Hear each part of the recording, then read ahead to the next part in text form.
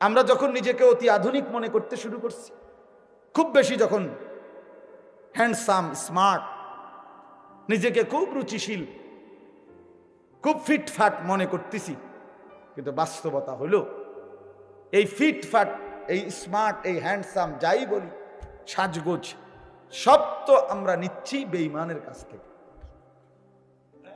হয় কোনো ইহুদি, নয় কোনো খ্রিস্টান, নয় কোনো নাস্তিক, নয় কোনো মুরতাদ, নয় কোনো হিন্দু বৌদ্ধ, আর নাই তো কোনো দিন মানে না, আল্লাহ মানে না, মুসলমানের নামধারী পরিচয় কিন্তু আল্লাহর নাফরমান পাপী, এরকম কোন ফাসেক ফুজ্জার অবাধ্য কোন নাফরমানের চলন বলন আমাদের বুড়া মানুষ থেকে জোয়ান মানুষ, নারী কিংবা পুরুষ, সবার জীবনে এটাই আমাদের কাছে প্রিয়, এটাই আমাদের কাছে। চাচাও মাইনা নিছে, সন্তানও মাইনা নিছে। আফসোসের বিষয়, আফসোসের বিষয়। এই ঘরের দাদাও ব্রাশ করে, নাতিও ব্রাশ করে, এই ঘরের বাবাও ব্রাশ করে, ছেলেটাও ব্রাশ করে, কিন্তু কেউই মেসওয়াক করেন। কারণ সবাই ফয়সালা নিছে রাসূলুল্লাহ সাল্লাল্লাহু আলাইহি সাল্লাম, ওনার আমাদের জন্য কোনো দরকার নেই। আল্লাহ তাআলা বলেন, কত জাতিকে আমি ধ্বংস করছি, ও দুনিয়াবাসী, তোমরা তাদের কবরস্থানে গিয়ে কান পাইতা শোনো, একটি নড়াচড়া বা একটা নিঃশ্বাস তাদের শুনতে পাও কিনা।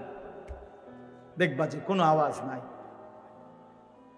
কোনো নিঃশ্বাসের ধ্বনিও নাই। আজ তারা নিশ্চিহ্ন, পৃথিবী থেকে নিশ্চিহ্ন তারা।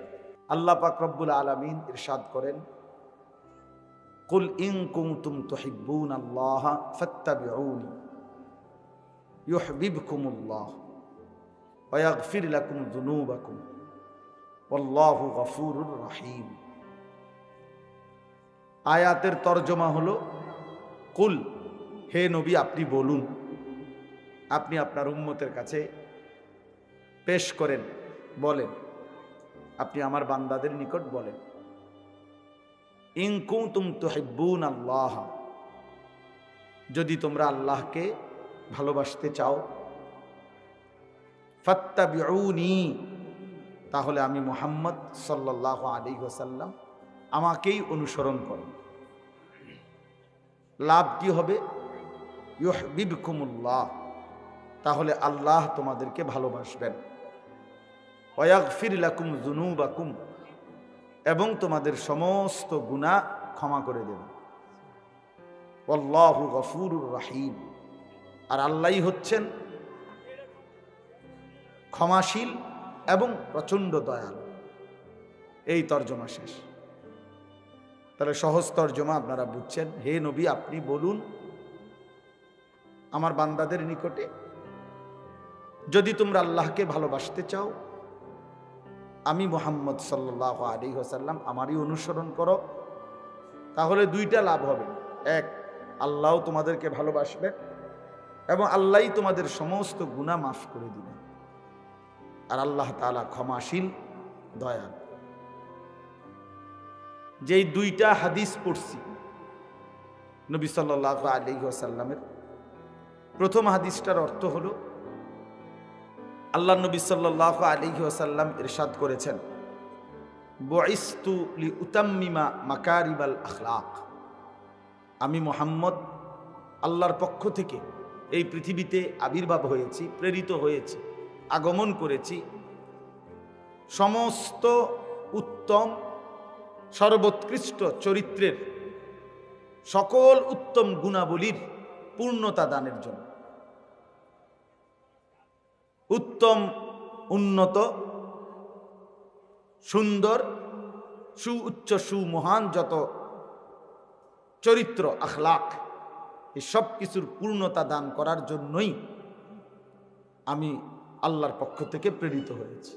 অর্থাৎ আমার মাধ্যমেই আল্লাহ তাআলা সমস্ত আখলাক, সমস্ত চরিত্র, সমস্ত চলন বলন সব কিছুই পরিপূর্ণ করেছে।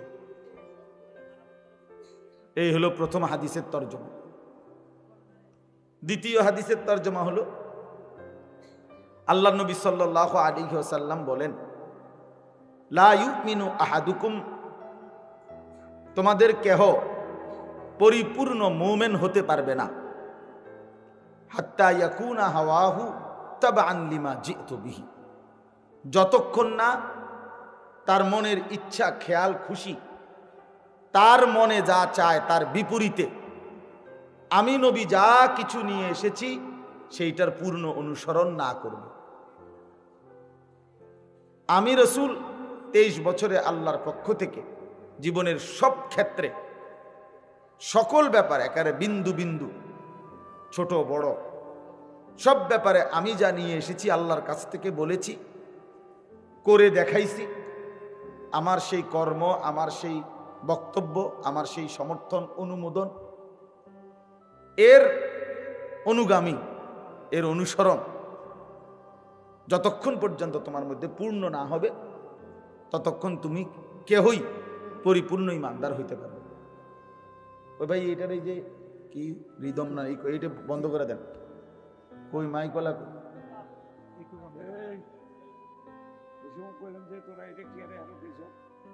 বন্ধ করে দাও ভাই। জি, তাইলে এটা আল্লাহ নবী সাল্লাল্লাহু আলাইহি সাল্লাম বলেন যে উম্মত তোমার মনের চাহিদা কিছুই হইতে পারবে না। আমি রসুল যা নিয়ে এসেছি, যেটা যেভাবে বলছি, যেটা যেভাবে করেছি, সেই মতে যতক্ষণ তুমি নিজেকে পূর্ণ অনুসারী না বানাবে তাবআন, ততক্ষণ পূর্ণ মুমিন হইতে পারবে না। এই কথাইটা আল্লাহ নবী সাল্লাল্লাহু আলাইহি ওয়াসাল্লাম আরো বহু হাদিসে বহুভাবে বলেছেন এই কথা। হাদিসের মধ্যে আছে আল্লাহ নবী সাল্লাল্লাহু আলাইহি ওয়াসাল্লাম বলেন, আলা ইন্না মা হাররামা রাসূলুল্লাহ ফাহুয়া মিম্মা হাররামা আল্লাহ। শোনো উম্মত, আমি রসুল আল্লাহর পক্ষ থেকে যা কিছু নিষেধ করেছি তা হুবহু ওই রকম যেরকমটা আল্লাহ নিষেধ করেছে। আল্লাহ নিষেধ করেছে, অতএব আমার নিষেধ আল্লাহ তাআলার নিষেধের সমমান। অর্থাৎ আমি নিজের থেকে কিছুই বলিনি, আল্লাহ পাকের পক্ষ থেকেই বলেছি। তাহলে এবার দেখেন, কোরআনুল কারীমের আয়াতটার তর্জমাও শুনলেন, হাদিসটার তর্জমাও শুনলেন। বিবেকবান এবং আকলমান হলে, সামান্যতম বোধ, বুদ্ধি, বিবেচনা, আকল, দেমাগ যদি কারো থাকে, তো এই বাংলা তর্জমা দ্বারাই বুঝে নেওয়া সম্ভব। এতটুকু দিয়েই যথেষ্ট। বাস্তবিক অর্থে কোরআনুল কারীমই হেদায়েত, বাস্তবিক অর্থে নবী সাল্লাল্লাহু আলাইহি ওয়াসাল্লামের বক্তব্য, কর্ম, এটাই হেদায়েত। মানে কোরআন এবং সুন্নাহ এটাই হেদায়েত, এটাই জীবনের গাইডলাইন, এটাই পথ নির্দেশিকা, এটাই আমাদের মূল গন্তব্য, আখিরাতে পৌঁছবার জন্য একমাত্র মাধ্যম।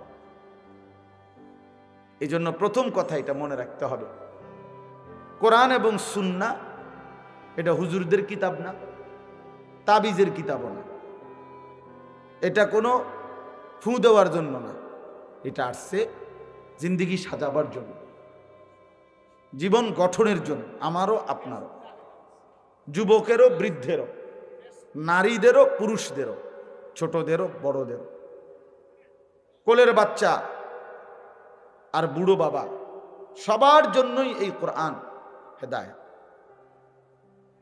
রাসূলুল্লাহ সাল্লাল্লাহু আলাইহি সাল্লামের সুন্নাহ, জিন্দেগি, তার কথা, তার বক্তব্য, তার সমর্থন এবং তার কর্ম সবার জন্যই অনুসরণ।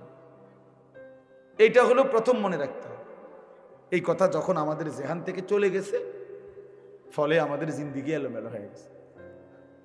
আজকে এক ফ্যামিলিতে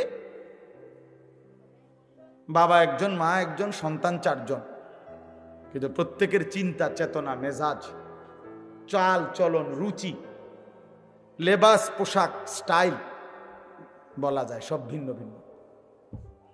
কারণ কেউই কোরআন এবং সুন্নাহকে নিজেদের মূল মানদণ্ড মানতে নারাজ। ছেলের কথা হলো আমি আমার মন মতো, বাপের কথাও হলো আমি আমার মন মতো।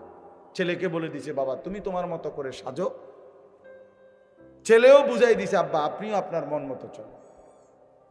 এই জন্য এই যে সবাই সবার মতো, স্বামী স্বামীর মতোই চলে, স্ত্রী স্ত্রীর মতোই চলে, ছেলেটা ছেলেটার মতোই, মেয়েটা মেয়েটার মতোই, এই যে বিচ্ছিন্নতা আমাদের ঘর, অথচ পরিবার মানে তো বন্ধন, পরিবার মানে তো হওয়ার কথা ছিল একই সুতোয় গাঁথা, একই চিন্তা চেতনা মেজাজ ফিকির, একই ভাবনা লালন করে, এরকমটা তো হওয়ার কথা ছিল পরিবার। কিন্তু বাপের চুল দেখেন আর ছেলের চুল দেখেন, আকাশ পাতাল ব্যবধান। ছেলে জানে না তার বাবার অনুসরণ কিভাবে, সে বলতেও পারে না এটা, বাবা একবারও ভাবেও না যে আমার সন্তানটা এমন চলে কেন, আমি মুসলমান আমার ছেলেটাও মুসলমান, অথচ তার চেহারা সুরতে লেবাসে পোশাকে গঠনে চুলে সবকিছুতেই ভিন্নতা, সবকিছুতেই ভিন্নতা। এটা বহুত বড় আফসোসের বিষয় বাপ।